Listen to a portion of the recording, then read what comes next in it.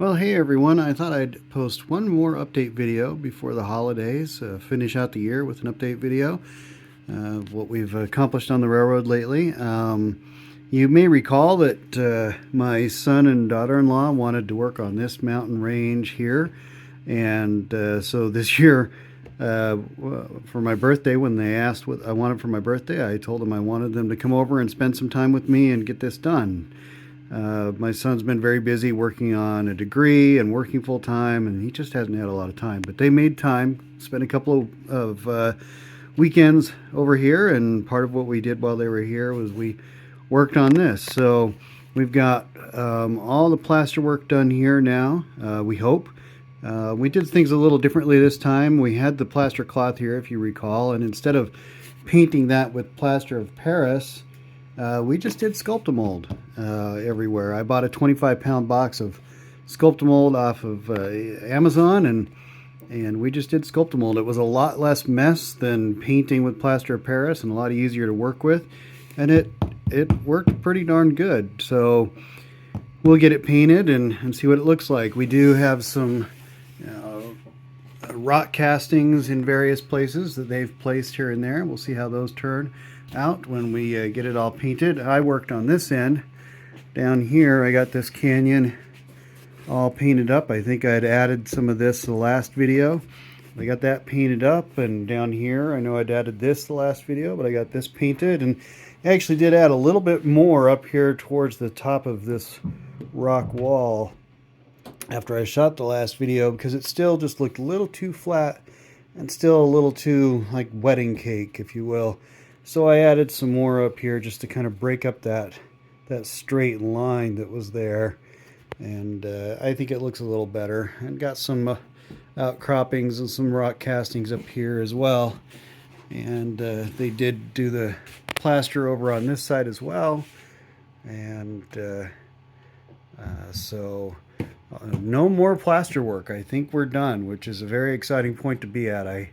It's a kind of a necessary evil, unless you just do carved foam, but it sure is messy. So I'm really glad to have that done. Now I have to clean all the plaster mess up off the floor. But anyway, so that's the mountain, and we'll jump over to a couple of things over in town that we've worked on and take a look at that.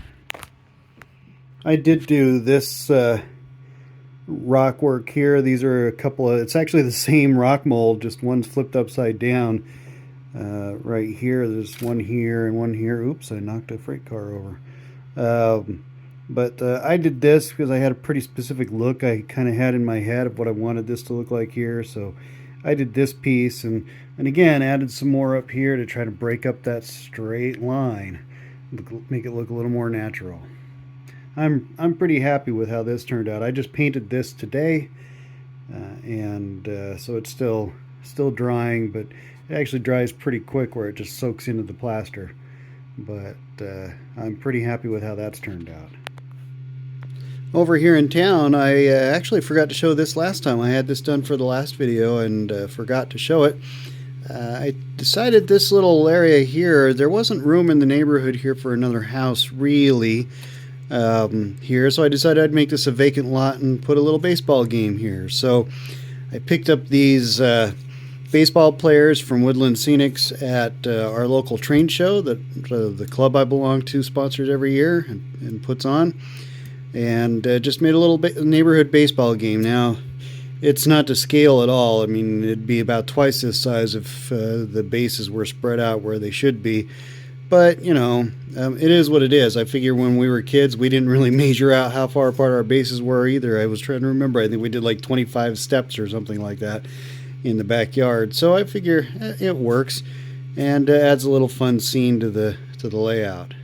And right across the tracks from the baseball game, my daughter-in-law really likes cemeteries. She's very fascinated by cemeteries. She enjoys visiting cemeteries when she's traveling to see all the different types of headstones and that sort of thing. And so a couple of years ago for Christmas, she actually picked up all these little headstones from Woodland Scenics for me. And then somewhere along the way, excuse me, I picked up this little set from Woodland Scenics, graveside service set that's got some mourners and the casket and things. And so she, in addition to working on the mountains, she worked on this cemetery scene for me here by the church.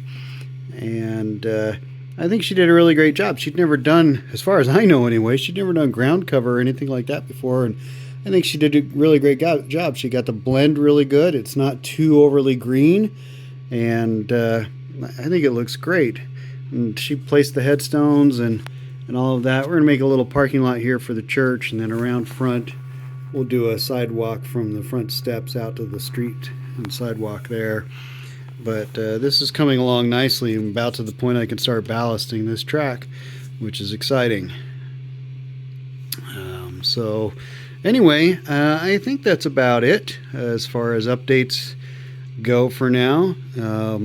I appreciate you watching. I enjoy making these little videos so that everybody can see what I've accomplished on the railroad. And I hope they're informative for you, even though they're not really tutorial videos. And I hope you enjoy them. I hope you all have a great holiday season. Enjoy the holidays with those you love. And remember, if there's someone you might know who maybe doesn't have somewhere to go for the holidays, reach out to them and invite them. Make sure that everybody's got somewhere to go. That's my wish this Christmas and holiday season. Anyway, happy holidays, everyone, and I'll be back after the first of the year with another update.